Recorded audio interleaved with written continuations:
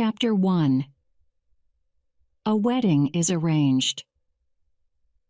Most people who knew Baptista Truthen agreed that there was nothing in her to love and nothing in her to hate. She did not seem to feel very strongly about anything.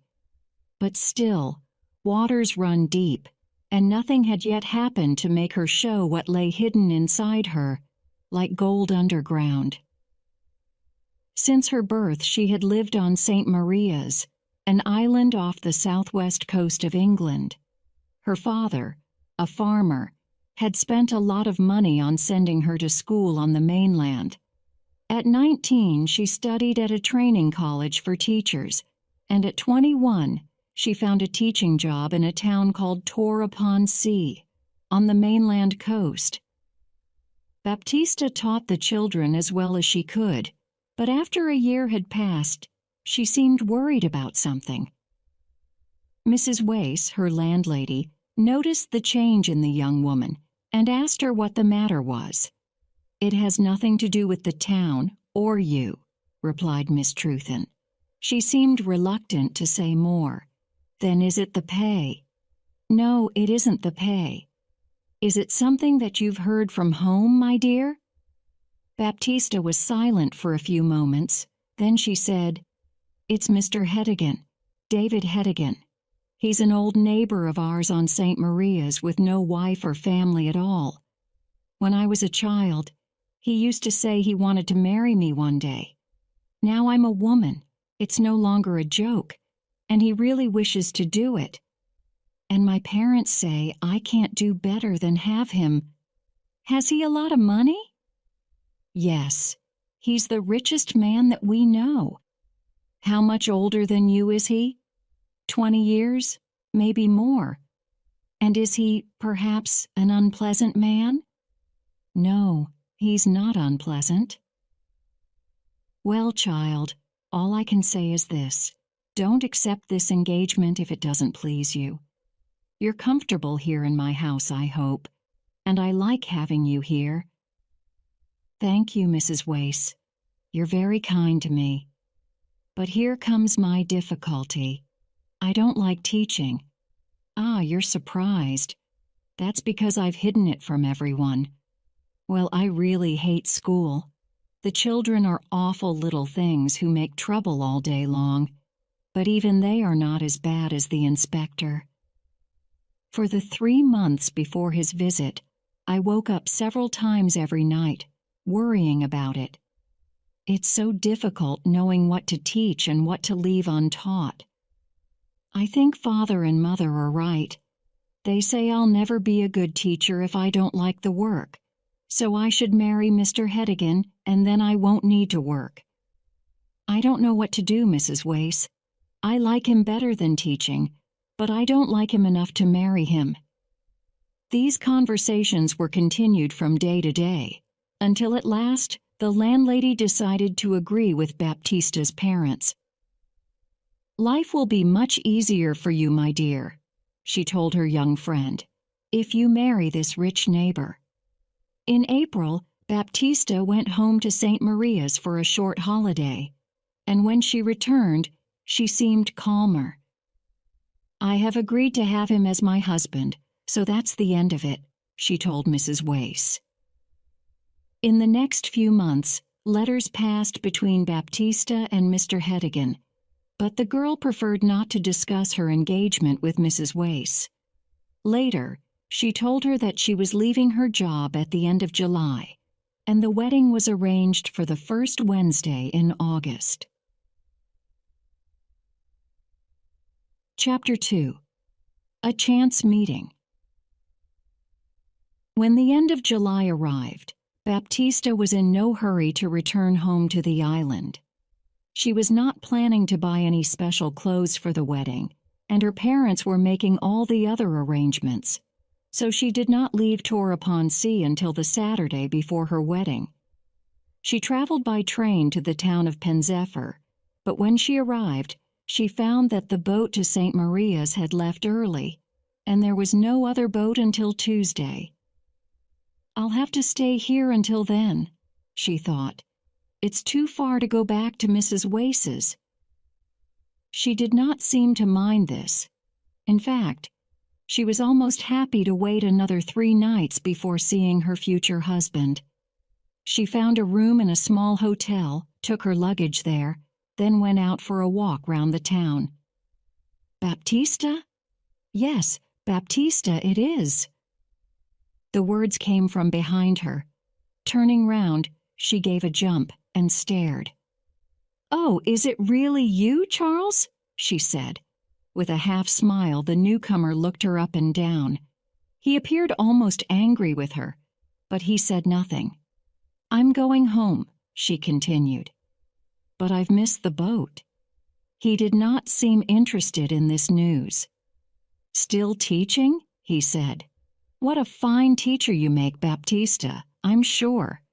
She knew that was not his real meaning. "I know I'm not very good at teaching," she replied. "That's why I've stopped." "Oh, you've stopped? You surprise me. I hate teaching. Perhaps that's because I'm a teacher." "Oh, no, it isn't. It's because I'm starting a new life. Next week I'm going to marry Mr. David Hedigan." At this unexpected reply, the young man took a step back. "Who is Mr. David Hedigan?" he said, trying to sound bored. "He owns a number of shops on St. Maria's, and he's my father's neighbor and oldest friend." "So, no longer a school teacher, just a shopkeeper's wife. I knew you would never succeed as a teacher. You're like a woman who thinks she can be a great actress just because she has a beautiful face and forgets she has to be able to act. But you found out your mistake early, didn't you?" "Don't be unpleasant to me, Charles," Baptista said sadly. "I'm not being unpleasant. I'm just saying what is true in a friendly way. Although I do have good reason to be unpleasant to you. What a hurry you've been in, Baptista. I do hate a woman in a hurry." "What do you mean?" "Well, in a hurry to be somebody's wife. Any husband is better than no husband for you, it seems." "You couldn't wait for me. Oh, no. Well, thank God. That's all in the past for me." "Wait for you? What does that mean, Charlie?" "You never showed that you felt anything special for me." "Oh, really, Baptista dear. What I mean is, there was nothing that I could be sure of. I suppose you liked me a little, but I didn't think you meant to make an honest engagement of it." "That's just it. You girls expect a man to talk about marrying after the first look. But I did mean to get engaged to you, you know. But you never said so, and a woman can't wait forever. Baptista, I promise you that I was planning to ask you to marry me in 6 months' time." She appeared very uncomfortable, and they walked along in silence. Soon he said, "Did you want to marry me then?" And she whispered sadly back, "Yes." As they walked on, away from the town and into the fields, her shoulder and his were close together. He held her arm with a strong hand. This seemed to say, "Now I hold you, and you must do what I want." "How strange that we should meet like this," said the young man. "You and I could be husband and wife, going on our honeymoon together. But instead of that, we'll say goodbye in half an hour, perhaps forever.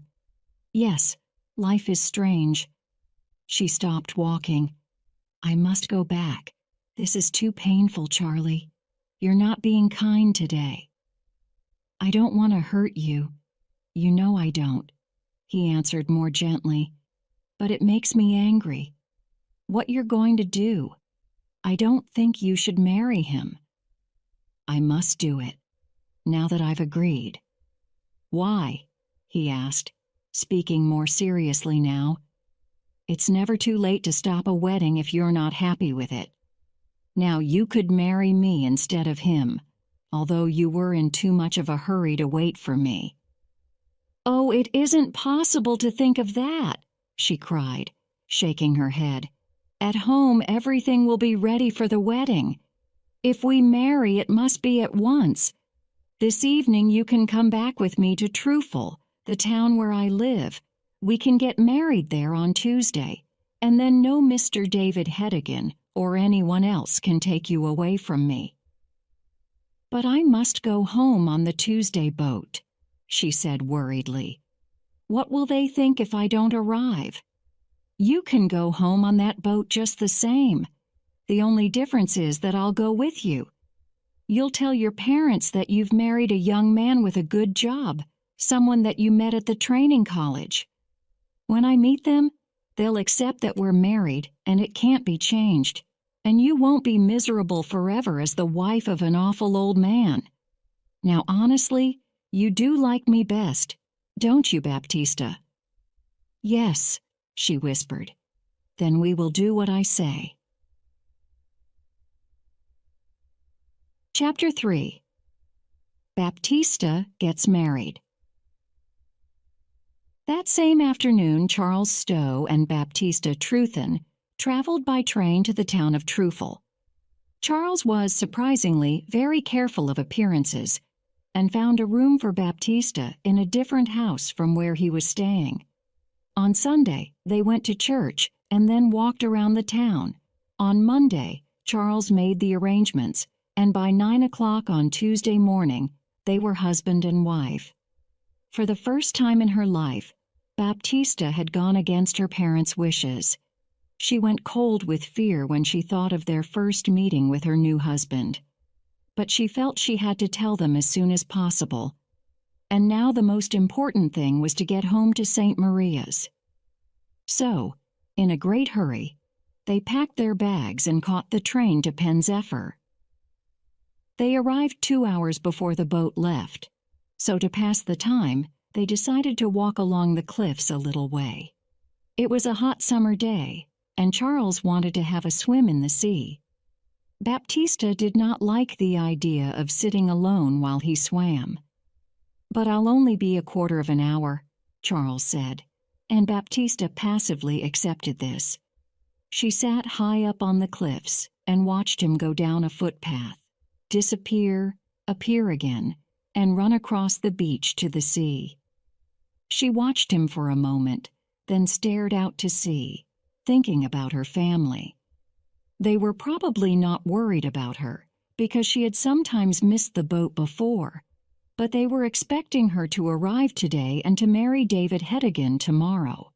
How angry Father will be, she thought miserably, and Mother will say I've made a terrible mistake. I almost wish I hadn't married Charles in that moment of madness. Oh dear, what have I done? This made her think of her new husband, and she turned to look for him. He did not appear to be in the sea anymore, and she could not see him on the beach. By this time she was frightened, and she climbed down the path as quickly as her shaking legs could manage. On the beach, she called 2 men to help her, but they said they could see nothing at all in the water. Soon she found the place where Charles had left his clothes, but by now the sea had carried them away. For a few minutes she stood there without moving. There was only one way to explain this sudden disappearance. Her husband had drowned.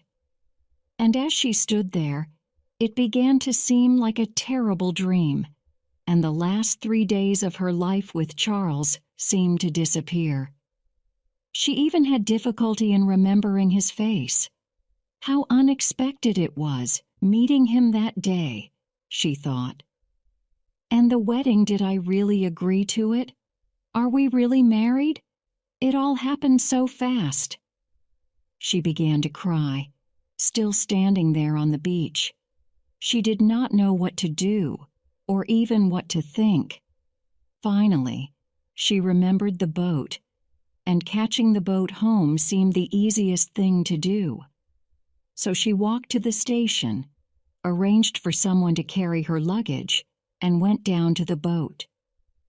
She did all this automatically, in a kind of dream. Just before the boat left, she heard part of a conversation which made her sure that Charles was dead. One passenger said to another, "A man drowned here earlier today, you know. He swam out too far, they say. A stranger, I think. Some people in a boat saw him, but they couldn't get to him in time.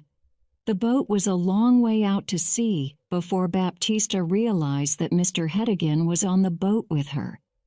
She saw him walking towards her and quickly took the wedding ring off her left hand. 'I hope you're well, my dear,' he said. He was a healthy, red-faced man of 55. 'I wanted to come across to meet you. What bad luck that you missed the boat on Saturday.' And Baptista had to agree, and smile, and make conversation. Mr. Hedigan had spoken to her before she was ready to say anything. Now, the moment had passed. When the boat arrived, her parents were there to meet her. Her father walked home beside Mr. Hedigan, while her mother walked next to Baptista, talking all the time. "I'm so happy, my child," said Mrs. Truthin in her loud, cheerful voice, "that you've kept your promise to marry Mr. Hedigan. How busy we've been. But now things are all ready for the wedding, and a few friends and neighbors are coming in for supper this evening." Again, the moment for confessing had passed, and Baptista stayed silent. When they reached home, Mrs. Truthin said, "Now, Baptista, hurry up to your room and take off your hat, then come downstairs. I must go to the kitchen." The young woman passively obeyed her mother's orders. The evening was a great success for all except Baptista. She had no chance to tell her parents the news, and it was already much more difficult than it had been at first. By the end of the evening, when all the neighbors had left, she found herself alone in her bedroom again. She had come home with much to say, and had said none of it. She now realized that she was not brave enough to tell her story, and as the clock struck midnight, she decided it should stay untold. Morning came, and when she thought of Charles, it was more with fear than with love. Her mother called from downstairs, "Baptista, time to get up. Mr. Hedigan will be at the church in 3/4 of an hour." Baptista got out of bed, looked out of the window, and took the easy way. She put her best clothes on, confessed nothing, and kept her promise to marry David Hedigan. Chapter 4. The Honeymoon. Mr. Hedigan did not worry about his new wife's coldness towards him during and after the wedding. "I know she was reluctant to marry me," he thought, "but that will pass. Things'll be different in a few months' time." During the wedding dinner, someone asked Hedigan about the honeymoon. To Baptista's horror, he answered, "Oh, we're going to spend a few days in Pen Zephyr."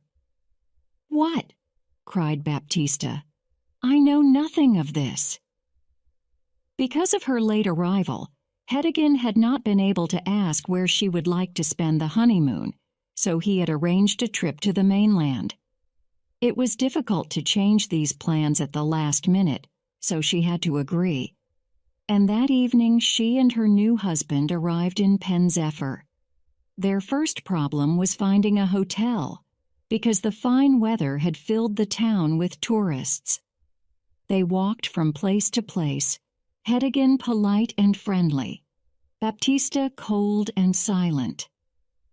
Finally they found an excellent hotel, which to their surprise was empty.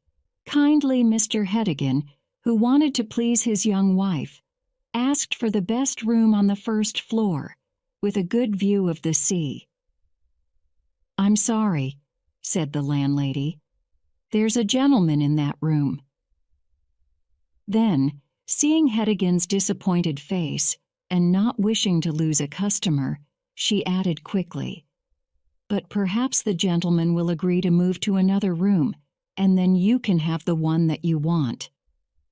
"Well, if he doesn't want a view," said Mr. Hedigan. "Oh, no, I'm sure he doesn't. And if you don't mind going for a little walk, I'll have the room ready when you return." During their walk, Baptista was careful to choose different streets from those that she had walked down with Charles, and her white face showed how difficult this visit was for her.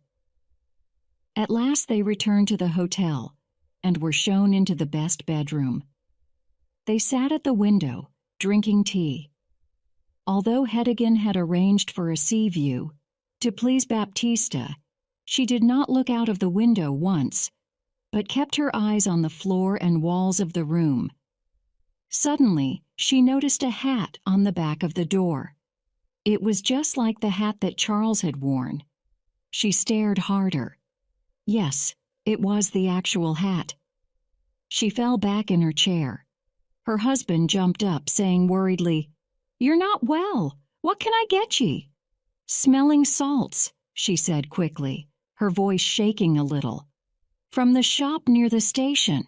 He ran out of the room." Baptista rang the bell, and when a young girl came, whispered to her, "That hat. Whose is it?" "Oh, I'm sorry. I'll take it away," said the girl hurriedly. She took the hat off the door. "It belongs to the other gentleman." "Where is the other gentleman?" asked Baptista. "He's in the next room, madam. He was in here." "But I can't hear him. I don't think he's there." "He makes no noise, but he's there," replied the girl. Suddenly Baptista understood what the girl meant, and a cold hand lay on her heart. "Why is he so silent?" she whispered.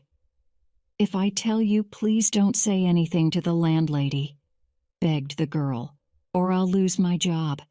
It's because he's dead. He's the young teacher who drowned yesterday.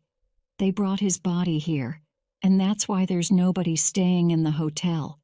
People don't like a dead body in the house, but we've changed the sheets and cleaned the room, madam."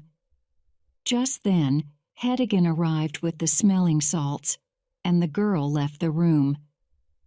"Any better?" he asked Baptista.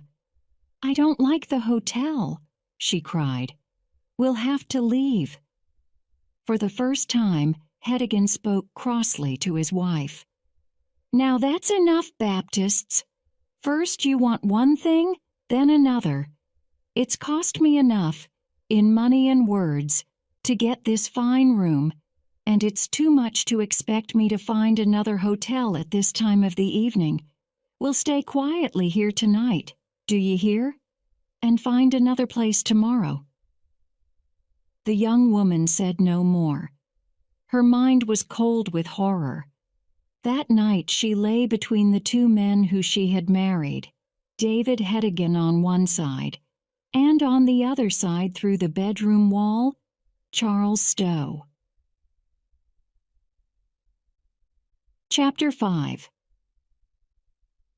Secrets discovered Mr. and Mrs. Hedigan both felt the honeymoon was not a success. They were happy to return to the island and start married life together in David Hedigan's large house. Baptista soon became as calm and passive as she had been before. She even smiled when neighbors called her Mrs. Hedigan, and she began to enjoy the comfortable life that a rich husband could offer her. She did nothing at all to stop people finding out about her first marriage to Charles Stowe, although there was always a danger of that happening. One evening in September, when she was standing in her garden, a workman walked past along the road. He seemed to recognize her and spoke to her in friendly surprise. "What? Don't you know me?" he asked. "I'm afraid I don't," said Baptista. "I was your witness, madam. I was mending the church window when you and your young man came to get married. Don't you remember? The vicar called me to be a witness."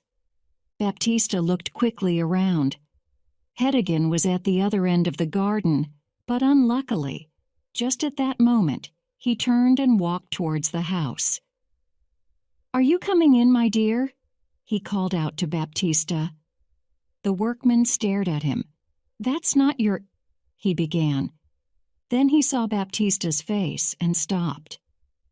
Baptista was unable to speak, and the workman began to realize that there was a little mystery here. "I've been unlucky since then," he continued, still staring at Baptista's white face. "It's hard finding enough work to buy food for my wife and myself. Perhaps you could help me, because I once helped you?" Baptista gave him some money and hoped never to see him again. But he was cleverer than he looked. By asking questions on the island and the mainland, he soon realized that Baptista had married one man on Tuesday and another man on Wednesday. He visited her again 2 days later. "It was a mystery to me, madam," he said, when she opened the door. "But now I understand it all. I want to tell you, madam, that I'm not a man to make trouble between husband and wife, but I'm going back to the mainland again, and I need a little more money. If your old man finds out about your first husband, I'm sure he won't like it, will he?" She knew he was right, and paid him what he wanted. A week later, the workman sent his wife to ask for more money, and again Baptista paid. But when there was a fourth visit, she refused to pay and shut the door in the man's surprised face. She knew she had to tell her husband everything. She liked him better now than she had done at first, and did not want to lose him, but her secret was no longer safe. She went to find him and said, "David, I have something to tell you." "Yes, my dear," he said with a sigh. In the last week he had been less cheerful and had seemed worried about something. When they were both in the sitting room, she said, "David, perhaps you will hate me for this, but I must confess something that I've hidden from you. It happened before we were married, and it's about a lover. I don't mind. In fact, I was hoping it was more than that. Well, it was. I met my old lover by chance, and he asked me, and, well, I married him. We were coming here to tell you, but he drowned, and I said nothing about him, and then I married you, David, for peace and quietness. Now you'll be angry with me. I know you will." She spoke wildly and expected her husband to shout and scream. But instead, the old man jumped up and began to dance happily around the room. "Oh, wonderful!" he cried. "How lucky! My dear Baptista, I see a way out of my difficulty. Ha ha!" "What do you mean?" she asked, afraid he had gone mad. "Oh, my dear, I've got something to confess, too. You see, I was friendly with a woman in Pen Zephyr for many years. Very friendly, you could say. And in the end, I married her just before she died. I kept it secret, but people here are beginning to talk, and I've got 4 big girls to think of." "Oh, David, 4 daughters!" she cried in horror. "That's right, my dear. I'm sorry to say they haven't been to school at all.